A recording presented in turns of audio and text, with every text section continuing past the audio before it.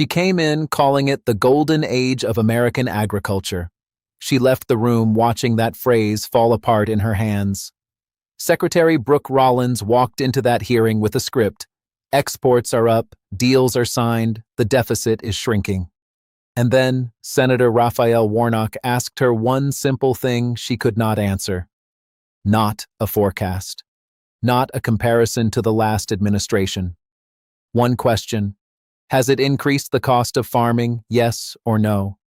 Was this action an acknowledgement by the Trump administration that its tariffs have increased the cost of farming? Watch how many times she reaches for Biden. Watch how many times she reaches for a number that has nothing to do with the family standing in a Georgia grocery store who cannot afford to fill their cart. And watch the exact moment Warnock stops being polite, when she blames the previous president one more time, and he leans in and says 4 words that land like a verdict. But right now, somebody's trying to buy groceries in Georgia, and they can't afford it. Well, but that's because of the Biden administration is the reason. 2 years later, that's your answer? Because of the Biden administration? Look at this. Tariffs, a war in Iran, fertilizer prices exploding, 3.5 million people pushed off food assistance. This is what happens when a senator refuses to accept a talking point as an answer. Let's get into it. Senator Warnock. Thank you, Brother Chairman, and good to see you again. You too, Senator. Secretary Rollins. I've heard you say that we're entering the, quote, golden age of American agriculture. I have to tell you that that statement could not be further from what I'm hearing from farmers and from families all across Georgia. Georgia farmers are telling me that they continue to struggle with high costs exacerbated by President Trump's war in Iran and his tariffs, which is a tax on all of us on virtually everything. Secretary Rollins, last week the administration did lower its tariffs on farm equipment by 10%. I think that's a good move. It's a start. I'm afraid that it might be a little too late and a bit too little. Was this action an acknowledgement by the Trump administration that its tariffs have increased the cost of farming?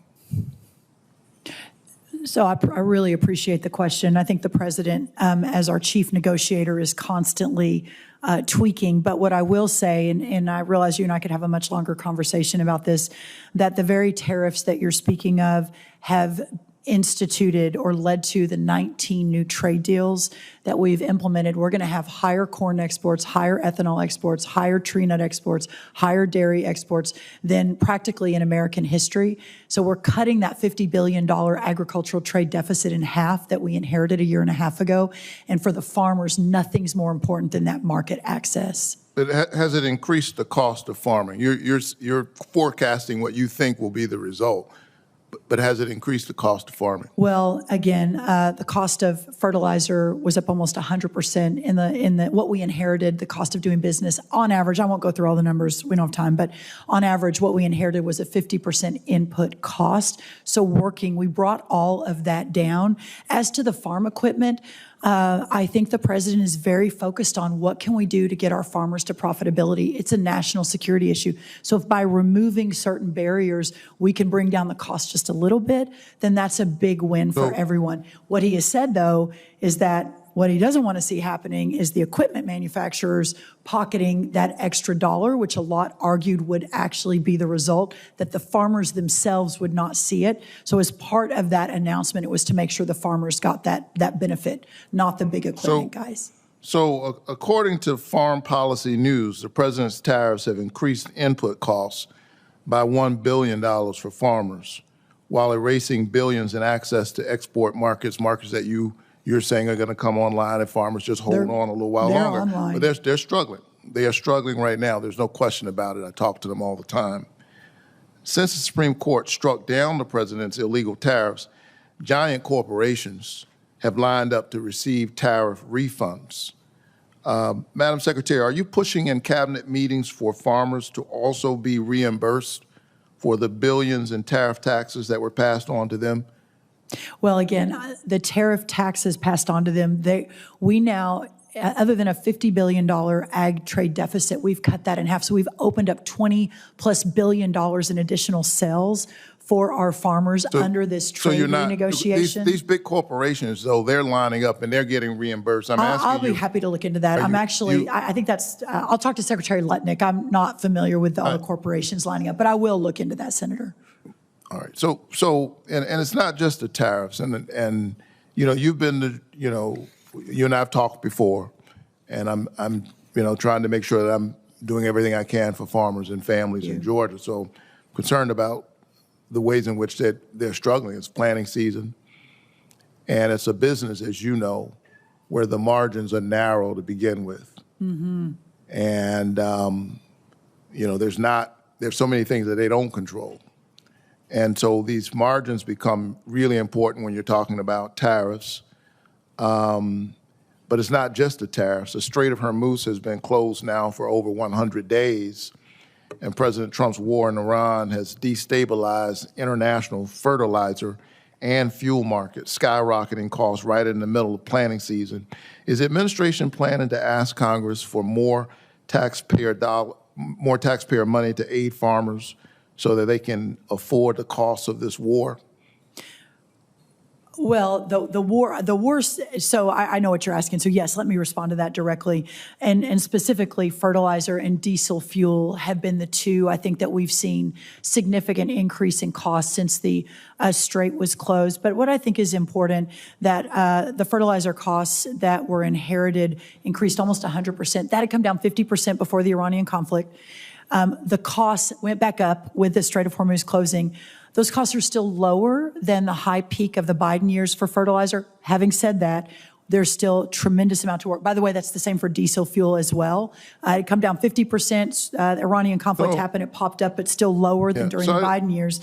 But yes, opening up the markets, reshoring fertilizer back to America. In 2 or 3 weeks, we're going to break ground in Louisiana on what will be the largest fertilizer plant in the world. So in the last couple of decades, let me just point out, because it's really important that context matters. I agree. The high peak of the fertilizer costs, we were in the middle of a pandemic, which, we didn't have any control over. It's one thing to have high fertilizer costs because of those kinds of extraneous circumstances. The president took us into a war of choice, which blocked the Strait of Hormuz. And as a result of that, farmers in Georgia are struggling with both increased fuel and increased fertilizer costs. But it's not just farmers that I'm concerned about. I'm also concerned about Georgia families. According to the USDA, grocery costs increased about 3% in the last year and expected to increase by another 3.2% this year.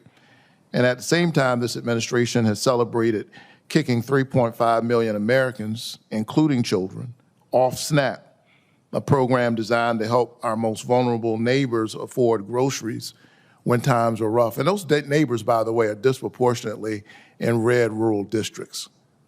Those communities are struggling. You've supported aid packages for farmers hurt by Trump's policies. Would you also support a food aid package for working families who are just struggling to afford groceries due to increased costs? So, Senator, the 3% is actually an average cost of food increase over the years. Under the last administration, it went up 20%. But the SNAP, I think, is really important. Do you realize, Madam Secretary, with all due respect, how sterile that answer sounds for the person who's trying? You say, well, that's the mean cost. But right now, somebody's trying to buy groceries in Georgia, and they can't afford it. Well, but that's because of the Biden administration is the reason. 2 years later, that's your answer? Because of the Biden administration? Look at this. Look at all the prices that have come down. Avocados down 20%, berries down 13%, butter down 13%, eggs down 90%. Grocery costs are up. You don't dispute that, right? Even as you call these individual items, you don't dispute that grocery costs are up in America. The affordability question in America is real, and the work to bring those costs down continue. And within 1 year, the costs have significantly come down, with a few outliers, coffee, beef, et cetera. But on the SNAP program, sir, no one in Washington or in America wants to see a family go hungry. But the 40% increase in SNAP under the last administration, you said 3.5, it's actually 4.3 million that have moved off of SNAP. No one was kicked off. We have more people working today than ever before. This is a celebration of work and the dignity of work, and wages are higher than they've ever been before. No one has been kicked off. If they're not on the SNAP program, they have chosen not to reapply, or they're an able-bodied adult that can either work for 20 hours a week or volunteer. Those are the only requirements. Anyone with small children is not eligible for SNAP. There are wages you say are going up. Costs are certainly going up. Healthcare has been doubled for millions of Americans, and they're having to figure out how to make their lives work in the midst of this, many of them choosing between food and health care. Will you reinstate the $500 million in funds for food banks the Trump administration canceled last year, or do you have an alternate plan to help to keep their shelf stocked? Listen, we have moved out, I think, a couple of $1 billion into the pantries in the last year and a half. I know Secretary Rubio said the government is not a charity. We spend $400 million a day on nutrition programs just out of USDA. There is so much money in the system, so much taxpayer dollar, and that's just the federal USDA nutrition programs. That's not state or local. We've got to figure out how to do it better. We've got to figure out how to get it to the people who really need it, the Georgians, as you say, and all across the country, and that's what we're working to do. I would respectfully disagree with your characterization regarding SNAP. There are a lot of children all across Georgia who are suffering, families trying to put it together, and I think we can do better than that. But thank you so much. If they're young children, they're available. So I appreciate that, too. And I appreciate the opportunity to actually have a civil conversation about it. Thank you. Of course. Thank you. Thank you, sir. Thank you. The entire confrontation is built on a single collision that Warnock sets up in his very first breath. And once you see it, you can't unsee it for the rest of the exchange. Rollins arrives carrying a slogan, the golden age of American agriculture. And Warnock answers that slogan with a sentence that no statistic can erase, which is that it could not be further from what farmers in Georgia are actually living. That is the whole battle in miniature. She wants to talk about the future, the 19 new trade deals, the record corn and ethanol and dairy exports, the $50 billion trade deficit being cut in half. He wants to talk about right now, the planting season happening this month, the margins that were already razor thin before a single tariff or a single missile. So when he asks her the most basic question imaginable, has it increased the cost of farming? He is not asking for a forecast, and that is exactly what she keeps handing him. She answers a question about today with a promise about tomorrow, and Warnock catches it instantly, telling her she is forecasting what she thinks the result will be while he is asking what the result already is. Watch how the numbers become a shield rather than an answer. When he presses on input costs, she reaches for the fertilizer figure she inherited, almost 100% up, and the 50% average input cost she says her team brought down, but notice she never actually concedes the thing he is asking her to concede, that the president's own tariffs added cost on top of all that. Then Warnock drops the figure that reframes the whole thing, that according to Farm Policy News, the tariffs added $1 billion in input costs for farmers while erasing billions in market access, and he pairs it with a moral question that genuinely stings, asking whether she is fighting in cabinet meetings to reimburse farmers the way giant corporations are lining up for tariff refunds after the Supreme Court struck the tariffs down as illegal. Her answer is the tell of the day. She says she is not even familiar with corporations lining up for refunds and will have to ask Secretary Lutnick, which means the Agriculture Secretary is admitting, on the record, that she does not know whether big companies are being made whole while the farmers she represents are not. From there, Warnock widens the lens to the war, and this is where the exchange gets its sharpest philosophical edge. The Strait of Hormuz has been closed for over 100 days, and he ties Trump's war in Iran directly to the fertilizer and diesel costs detonating in the middle of planting season. Rollins does what she has done all hearing. She pivots to a comparison, insisting that even with the spike, fertilizer and diesel are still cheaper than the high peak of the Biden years, and she pours concrete over the moment with a promise about the largest fertilizer plant in the world breaking ground in Louisiana. But Warnock will not let that comparison stand unchallenged, and he makes the most important distinction in the entire conversation, that the Biden-era prices came from a pandemic nobody could control, while these costs come from a war of choice the president walked the country into.